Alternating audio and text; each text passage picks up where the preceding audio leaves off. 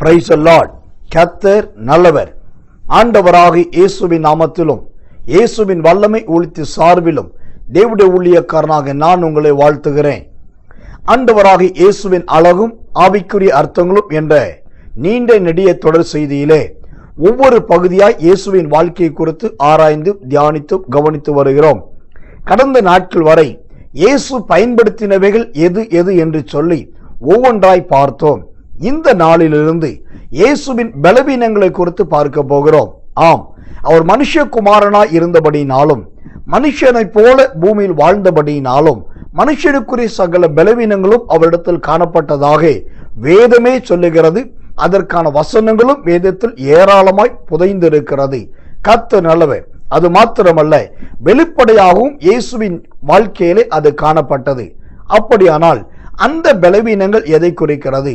இயேசு பலமுள்ளவரா பலவீனரா என்று பார்த்தால், இயேசு கிறிஸ்து மகா பலமுள்ள தேவன் என்பதிலும் சத்துவமுள்ள கர்த்தர் என்பதிலும் எந்த சந்தேகமும் கிடையாது.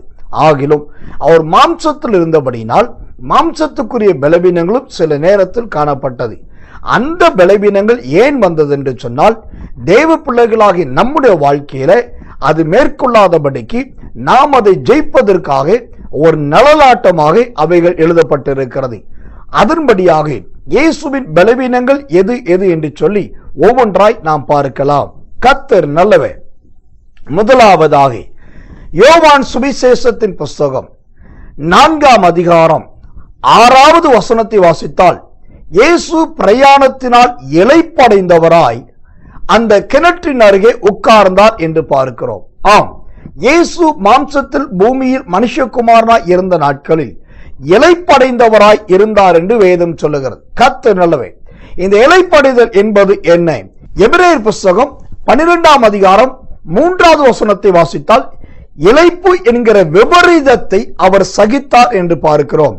எனக்கு அன்பான தெய்வ பிள்ளைகளே, இந்த வார்த்தையின்படி இயேசுவின் நாட்களில் மாத்திரமல்ல, இன்னைக்கு அநேக தேவ பிள்ளைகள் வாழ்க்கையில சரீரத்தில் இந்த இளைப்பு அதிகமாய் காணப்படுகிறது. இளைப்படைந்து போகிற தளர்ந்து போகிற அனுபவங்கள் அவைகள் நீங்குவதற்காக நாம் ஜெபிக்க போகிறோம். இயேசு அதை சுமந்து தீர்த்தபடினால் அப்படிப்பட்ட இளைப்புள்ளவராய் நீங்கள் இருந்தாலும் உங்களை சார்ந்தவர் இருந்தாலும் இன்றைக்கே இயேசு விடுதலையாக்க போகிறார். கர்த்தர் நல்லவர். ஒரு முக்கியமான வசனத்தை வாசித்து நாம் ஜெபிப்போம். ஏசாயா தீர்க்க தரிசனத்தின் புஸ்தகம் 40ஆம் அதிகாரம் 31வது வசனம். கர்த்தருக்கு காத்திருக்கிறவர்களோ புது பலன் அடைந்து கழுகுகளைப் போல செட்டைகளை அடித்து எழும்புவார்கள்.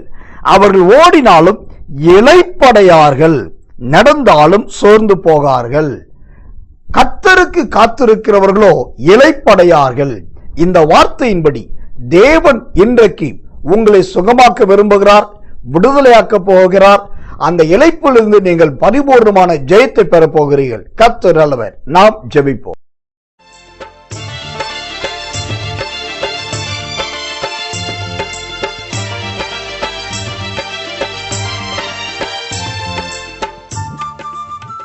பிதாவே, நன்றியோடு உம்மை துதிக்கிறோம், நன்றியோடு உம்மை ஸ்தோத்திரிக்கிறோம், நன்றியோடு உம்மை வாழ்த்துகிறோம். தெய்வமே, நல்ல அற்புதமான இந்த நேரத்துக்காக ஸ்தோத்திரம். நீர் இளைப்படைந்தவராய் கிணற்றின் அருகே உட்கார்ந்து இருந்தீர் என்று நாங்கள் வாசித்தோம்.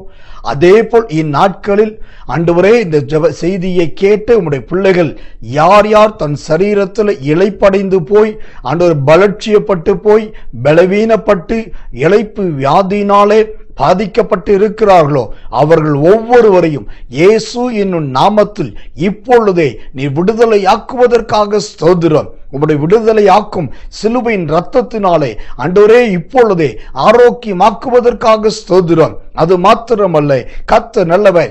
ஏசாயா 40:31 நீ கொடுத்த வசனத்தின்படி அவர்கள் இளைப்படையார்கள் என்ற வார்த்தையின்படி இந்த நாள் இந்த நேரம் முதல் எல்லா பலவீனங்களும் பலட்சியங்களும் மறைந்து இயேசுவின் நாமத்தில் இவர்கள் இளைப்படையாதவர்களாய் தேவ கிருபையினாலே செட்டைகள் அடித்து பறந்து எழும்பத்தக்கதாக கர்த்தர் கிருபை செய்வீராக.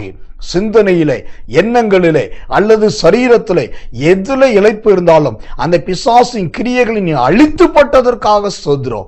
வல்லமை விடுவிப்பதற்காக ஸ்தோத்திரம். தேவ கிருபை தாங்கட்டும். இந்த நாள் முதல் நல்ல சாட்சி கேட்க உதவி செய்யும். இவர்களுடைய பலவீனங்களை நீர் சுமந்து தீர்த்ததற்காக உமக்கு நன்றி, உமக்கு நன்றி, உமக்கு நன்றி. அந்த சுமந்து தீர்த்தபடினால் இப்பொழுது விடுவித்ததற்காகவும் உமக்கு நன்றி சொல்கிறோம். நல்ல இந்த ஜெபத்தை கேட்டதற்காக ஸ்தோத்திரம். இயேசுவின் நாமத்தில் ஜெபிக்கிறோம் நல்ல பிதாவே. ஆமென், ஆமென், ஆமென்.